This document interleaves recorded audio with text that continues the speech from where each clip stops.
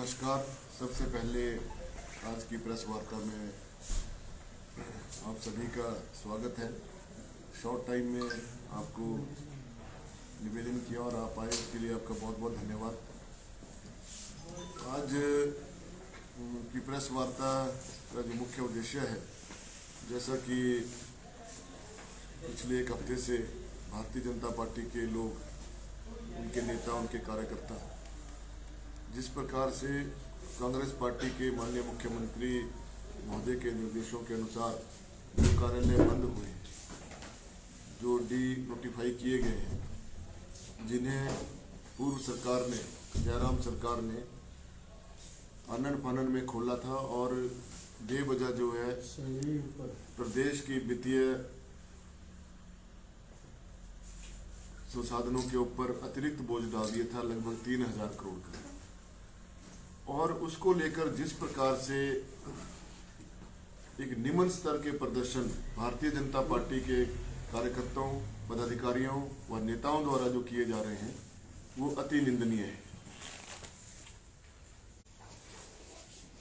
और आज भारतीय जनता पार्टी के लोगों को और उनके नेताओं को कांग्रेस सरकार के द्वारा जो कार्यालय नोटिफाई हुए हैं, उनकी तो बहुत याद आ रही है। वो अपने कार्यालय के समय में, अपने कार्यकाल के समय में उसको भूल गए कि वो उनके कार्यकाल में लगभग 490 संस्थान जो है उन्होंने बंद किए थे।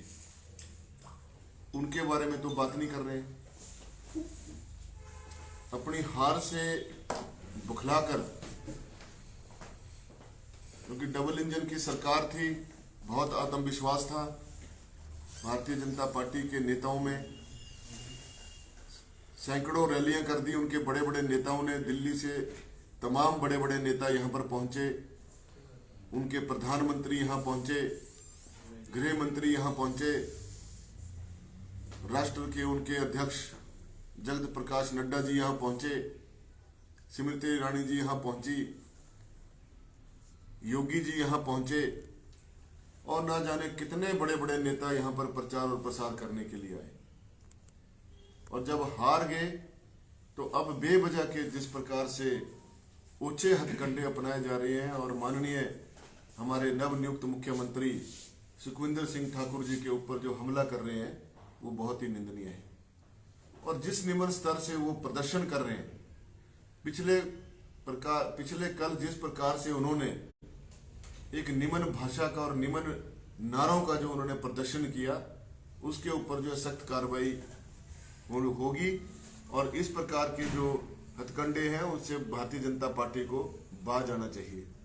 जो अपने को एक संस्कारित पार्टी कहती है और सिद्धांतों की पार्टी कहती है, वो इस प्रकार के ऊंचे प्रकरण जिस प्रकार से कर रहे हैं, वो समझ से परे हैं।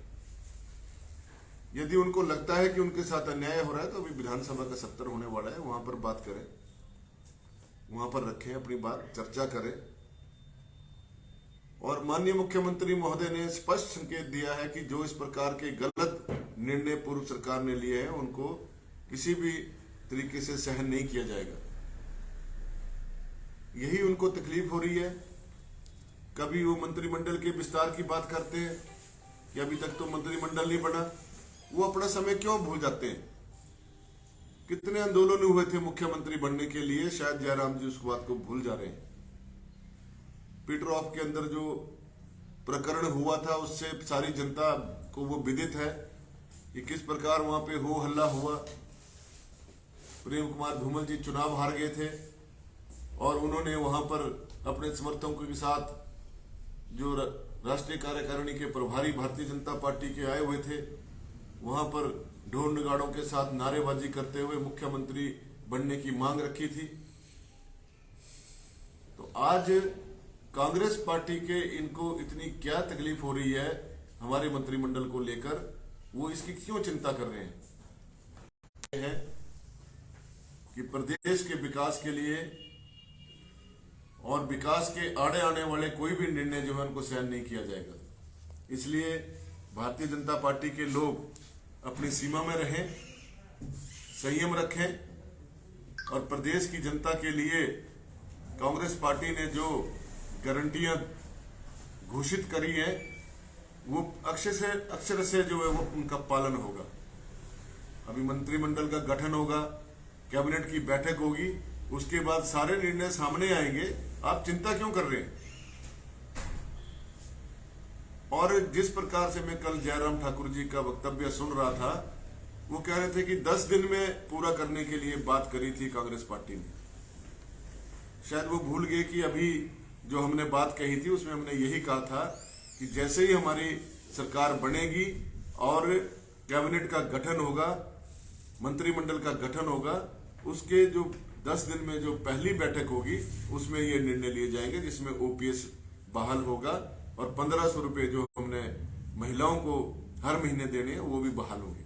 अब चिंता क्यों कर रहे हैं? जो भी हमने गारंटियां दी हैं वो 5 वर्षों में उनको पूरा करेंगे। आप चिंता मत करें। जयराम जी, आप तो सदन में बड़े जोर जोर से कहा करते थे मैं तो 15 साल का मुख्यमंत्री हूं, मैं 20 साल का मुख्यमंत्री हूं। आज कहां गई आपकी वो बातें? जनता ने आपको आईना दिखा दिया है। अब जनता को बरगलाने की कोशिश ना करें।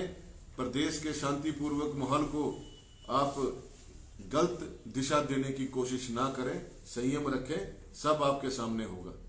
धन्यवाद। यही बात मैं आपसे कहना चाहता था। सवाल भी सर, आपका धन्यवाद। आपने अपनी बात रखी। और हिमाचल के इतिहास की अगर मैं बात करूं, जब भी कोई सरकार, नई सरकार सत्ता में आती है तो चाहे केंद्र में हो चाहे राज्य में हो, जो हमने देखा है, हमारे जो एक्सपीरियंस है उसमें ये होता है कि जो सरकार सत्ता में आती है उसको एक टाइम दिया जाता है 100 दिन का, 30 दिन का, 50 दिन का।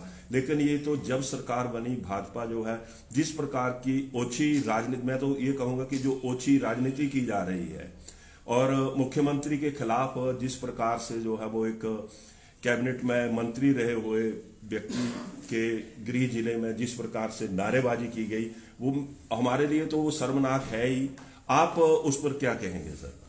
देखिए, जो मैं आपसे अभी मैंने कहा कि जिस प्रकार से वहां पर पूर्व मंत्री विक्रम ठाकुर जी के सामने उनके समर्थकों ने जिस प्रकार से एक भद्दा वहां पे प्रदर्शन किया, उसके लिए भी उनको जो है उसके ऊपर संज्ञान लेना चाहिए। और कांग्रेस पार्टी तो कार्रवाई करेगी उनके ऊपर, लेकिन इन नेताओं को भी अपने कार्यकर्ताओं को संयम में रखना चाहिए। जो इस प्रकार की भाषा, और ये इसमें कर भी कह सकते हैं, भारतीय जनता पार्टी की संस्कृति ऐसी है। क्योंकि दुहाई तो ये बहुत सिद्धांतों की देते हैं, लेकिन जिस प्रकार से उद्दंडता ये लोग करते हैं, शायद ही कोई दल ऐसी उद्दंडता करता हो। इन्होंने चुनाव के समय में भी बहुत सी ऐसी इस प्रकार से गुंडागर्दी का कोशिश करने की कोशिश करी, लेकिन कोई भी हथकंडा जो है इनका वो सामने नहीं आया। सच जो है वो सच ही होता है। और जो इस प्रकार से मुख्यमंत्री के खिलाफ इस तरह की बात करना, वो कोई अच्छी बात थोड़े है।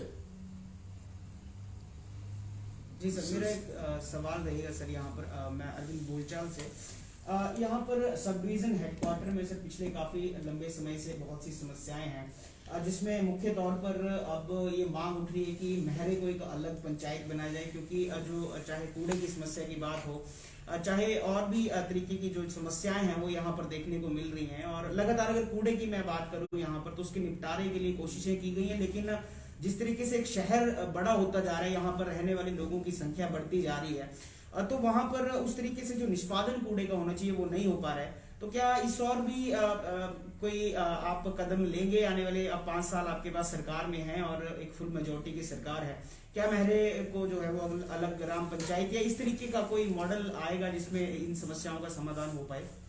देखिए, आपका जो सवाल है बहुत ही ठीक है और सही सवाल भी है, क्योंकि इसमें जैसे जैसे हमारे कस्बे बड़े होते जा रहे हैं, वहाँ पर कूड़े की, सीवरेज की, पानी की, जो अन्य जो सुविधाएं हैं उनकी समस्याएं खड़ी होती जा रही हैं। पार्किंग की समस्या है, ये इस प्रकार की समस्याएं जो आने वाले इन 5 वर्षों में इनको सुलझाएंगे। और कूड़े के निस्तारण के लिए जो भी अभी एक हमारा जोरघाट के अंदर डिस्पोजल का वो बन रहा है, वहाँ पे स्थान जैसे वो बनकर तैयार हो जाएगा तो काफ़ी हद तक मैं समझता हूँ समस्या का हल हो जाएगा। लेकिन इसके बावजूद भी हमें एक जो महरे और बड़सर का जो हमारा ये टाउन जो बना है, इस टाउन के लिए हम अभी सभी से बैठकर चर्चा करेंगे। जो यहाँ पे 4-5 पंचायतों का जो एक मिश्रण होता है, फिर ये मैहरे और बड़सर का टाउन बन रहा है। तो इस मैं समझता हूँ समय की मांग है कि यहाँ पे इसको नगर पंचायत का दर्जा दिया जाए, ताकि जो यहाँ पे सीवरेज सिस्टम है, पार्किंग का वो है, और जिस प्रकार से बेतरतीब जो भवन निर्माण हो रहे हैं, उससे भी हमें इस क्षेत्र को बचाने की कोशिश करनी है। तो ये तभी संभव होगा जब इसमें सारे स्थानीय जनता भी इसमें साथ दे और स्थानीय ग्राम पंचायतों के प्रधान लोग भी इसमें साथ दें।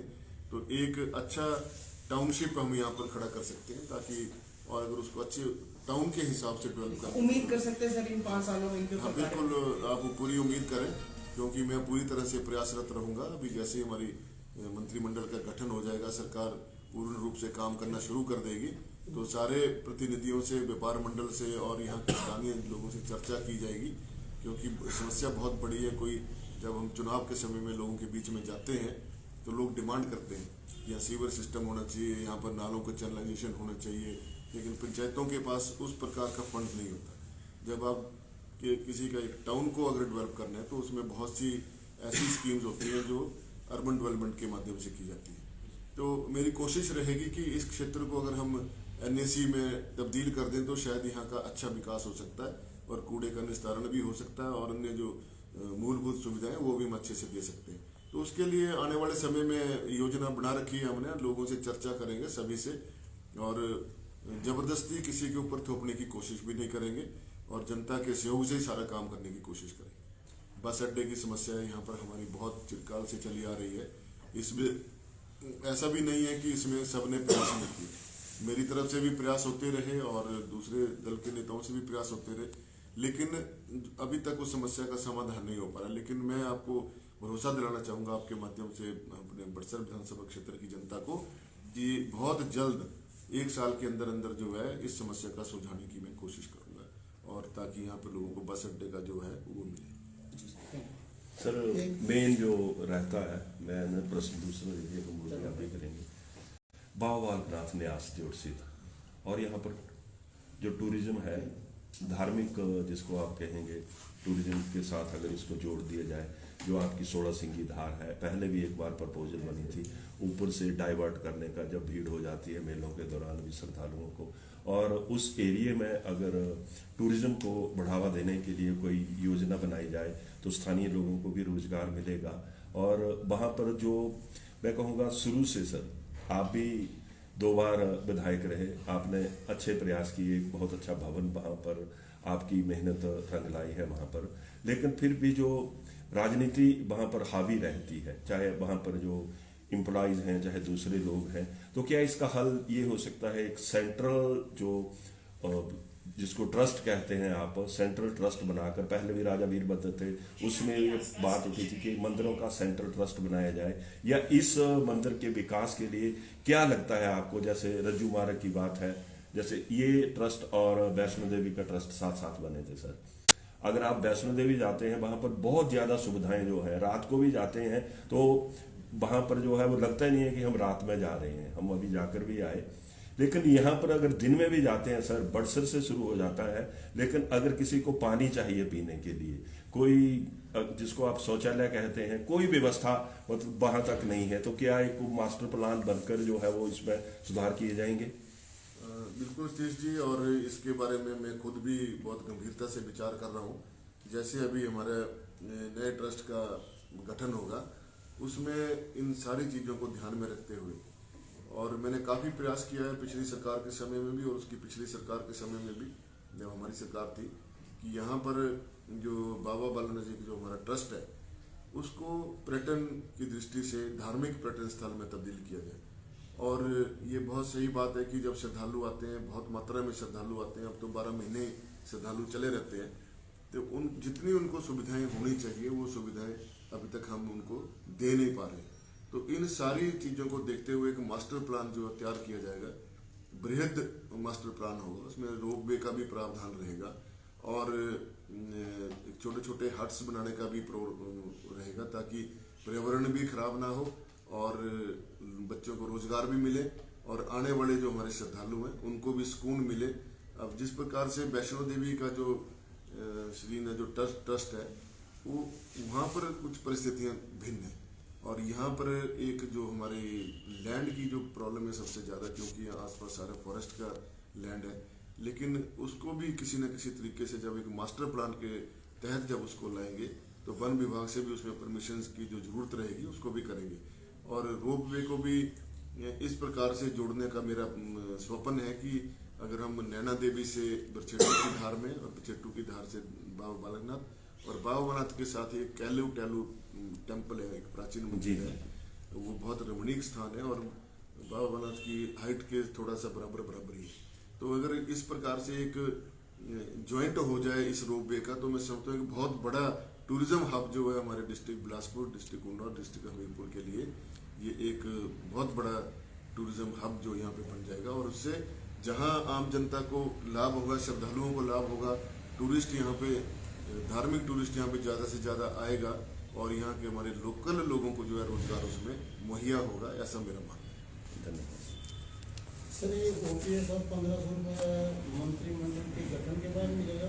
हाँ बिल्कुल, अभी तो ओपीएस की अभी चल रही है बैठक, उसके बारे में मुख्यमंत्री महोदय ने स्पष्ट संकेत दिए अधिकारियों की, इसका प्रारूप बना के लाइए। उसके बाद फिर जो 1500 रुपये वाला है उसके ऊपर भी जो हम एक जो वित्तीय जो हमारा संसाधन है उसको वर्कआउट करके कि कैसे देना है उसको भी करेंगे। एक सर, यहाँ पे जितने भी अधिकारी हैं आपके, चाहे वो बोर्ड के हैं, बिजली बोर्ड के हैं, पीडब्ल्यूडी के हैं, आईपीएच के हैं, ये एक्शन जो है अपनी गाड़ी यहाँ से लेते हैं और अपने घर जाते हैं। एक्शन अपने रेजिडेंस में कोई नहीं रहता है, चाहे वो संडे हो मंडे हो, यहाँ से जाते हैं 4 बजे निकल गए, 4-5 बजे निकल गए, और वो ड्राइवर भी और गाड़ी भी अपने रेजिडेंस में कोई नहीं रहते हैं। यहाँ बोर्ड का जो रेजिडेंस है एक्शन का, वहाँ 5 बजे के बाद शराबी पीने बैठना शुरू हो जाते हैं। एसटीयू के लिए एक रेजिडेंस बना है, उसमें कोई नहीं रहता है, वहाँ भी वो दारू का ही काम है। चलो, आपने ये बात मेरे ध्यान में लाई है और इसके लिए मैं खुद स्वयं इसका निरीक्षण करूंगा और इनके अधिकारियों की बैठक भी अभी मैंने करनी है, उसमें मैं पूछूंगा इनको कि ऐसा क्यों हो रहा है, यदि ऐसी कोई बात है तो उसका संज्ञान दिया जाए। और दूसरी ये है कि बिजली की बड़ी समस्या है बरसर में। बिजली का मतलब हर 14 घंटे तक का भी कट रहता है, 14 घंटे 10 घंटे का भी कट रहता है लगातार। नहीं, घोषित कट्स काफी हैं अभी सर्दियों में, बिजली बहुत कट है। आजकल सर्दियों में वैसे थोड़ी सी समस्या रहती है इसमें, लेकिन अभी जैसे ही हमारा ये 132 केवी सब स्टेशन काम करना शुरू कर देगा 2-3 महीने में, तो ये समस्या भी दूर हो जाएगी। लेकिन अगर बीच में ऐसा कोई है कि 12-14 घंटे कट उसमें कट आर लग रहा है, तो उसका मेरी जानकारी में तो ये बात अभी लाई नहीं किसी ने नहीं। मैं बात करूंगा अधिकारियों की ऐसा क्यों है, इसको दुरुस्त करने की कोशिश की जाएगी। क्योंकि इन अधिकारियों को आप 6 बजे एक दिन लाइट नहीं थी, मैंने बोला यार ये लाइट नहीं है, 6 बजे से 2 दिन हो गए, 6 बजे सुबह से लाइट नहीं है। बोलते कंबोज जी बस 15 मिनट रुको आप, 15 मिनट बाद वो लाइट आ जाती है। तो चलो, एक मैं तो बोल रहा हूँ, पर जो आम जनमानस है, नहीं, आपकी बात ठीक है, इसको करते हैं दुरुस्त। और इन अधिकारियों को जरा जो गाड़ियाँ हैं वो प्रॉपर यूज करें और इनको अपने घर के में लेके ना जाएं। ठीक है।